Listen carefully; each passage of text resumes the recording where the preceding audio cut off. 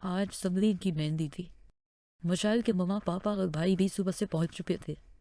Fog भला दिला चल रहा था, मगर मशाल गुमसुम सी इधर उधर देखे जा रही थी।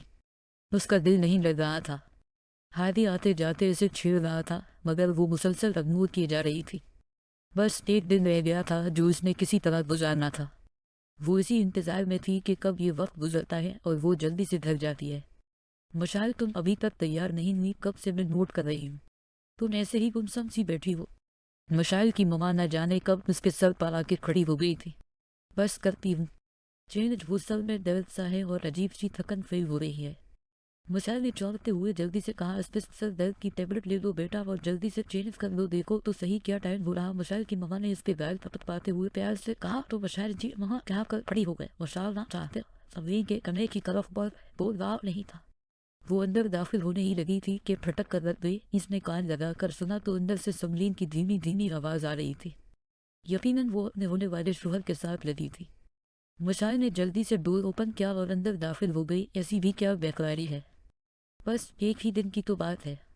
फिर सारे शौक पूरे हो जाने, सारी बेताबियों को ताब आ जानी। अस्पिस मशाल ने शोफी से कहा, तो समलीन हंस पड़ी, बड़ी बदतमीज हो तुम, कान लगाकर किसी की बातें नहीं सुनते। नहीं नवीनीकरण की तो बरकत भी नहीं। समलीन ने कहा, तो मशाल हो नहीं नवीनीकरण पर हंसी आ। अच्छा तुम चेंज करो, मैं नीचे जा रही, तुम भी जल्दी से आ जाना कहीं और न खो जाना। नहीं नवीनीकरण तुम नहीं। इससे पहले कि मशाल कुछ बोलती समरीन जल्दी से बाहर निकल गई। मशाल ने ड्रेस निकाला और वही बेड पर बैठकर रोहान के बारे सोचने लग गई। आज सारा दिन उसकी रोहान के साथ बात नहीं हुई थी।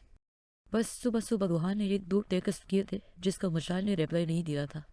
अस्पिस अचानक वो ख्यालों से निकली और चेंज करने का सोचते ही खड़ी हो गई। मशाल को ध्यान ही नहीं रहा था कि दूर रात नहीं है।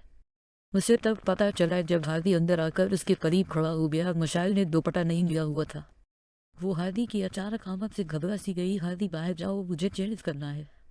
पागल कहीं के मशाल ने गुस्से से हादी की तरफ देखते हुए कहा। हादी जो मुसलसल उसके दिलकश सरापे को घूर रहा था।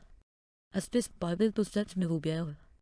मशाल हादी ने मशाल की आंखों में देखते हुए कहा, हादी प्लीज जाओ यहाँ से, वसा नहीं दिलाओ, कोई आ गया तो क्या सोचेगा। मशाल तेज लहजे में बोली। हादी बिल्कुल इसके करीब आन खड़ा हुआ था। इस पहले कि मशाल मजीद कुछ बोलती, हादी ने उसे बालों में भर लिया। मशाल की ऊपर की सांस ऊपर और नीचे की नीचे रह गई। हादी छोड़ो, ये क्या पागलपन है। मशाल चेपी, मगर हादी के बाजुओं का शक्ल इतना मजबूत था कि वो जितना पीछे होती हादी इसे इतना ही करीब कर लेता। हादी की सांसें अब इस वाज़ा तौर पर अपने चेहरे पर महसूस हो रही थी। मशाल के हाथ हादी के सीने पर थे। वो उसे पीछे धकेलने की कोशिश कर रही थी, मगर हादी के बाजुओं का घेरा मजीद तंग होता जा रहा था। इससे पहले कि मशाल मजीद कुछ बोलती या समझती, हादी ने अपने होंठ मशाल के होंठों में डाल दिए और इसके हाथ कमर पर रेंगने लग गए। मशाल हादी के सामने बलकन बेबस हो चुकी थी। न वो कुछ बोल सकती थी। हादी शिद्दत से इसके होंठ चूमने जा रहा था।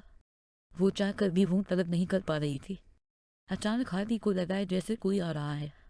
इसने मशाल के लबों से लब हटाए और जल्दी से इसके गाल चूमते हुए बाहर निकल गया। मशाल की सांसों की रफ्तार हद से ज्यादा बढ़ चुकी थी। वो वनकोन की तरह खड़ी थी, बार बार अपने ऊँटों और बैलों पर हाथ फेर रही थी। इसे हाथी की नेचर का अंदाजा था, मगर ये नहीं सोचा था कि वो इस हद तक भी जा सकता है। उसे अजीब सी उलझन फील हो रही था।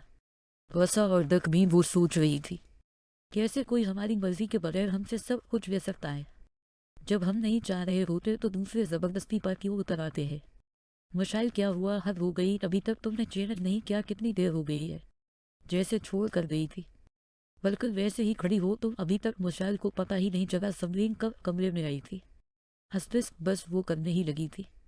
तेरे ही तबीयत नहीं ठीक में बस करने लगी हो। हस्पिस मशाइल ने कुछ ना समझते हुए जल्दी से बोला। उसका दिल चाहा वो समरीन को सब कुछ बता दे, मगर कुछ सोच कर वो खामोश हो गई। शादी वाले दिन भी मशाल को जी उजी सी रही। हाथी ऐसे ही रकट कर रहा, जैसे कुछ हवा ही नहीं, जबकि मशाल के रहन से रात वाला वापा निकालने से भी नहीं निकल रहा था।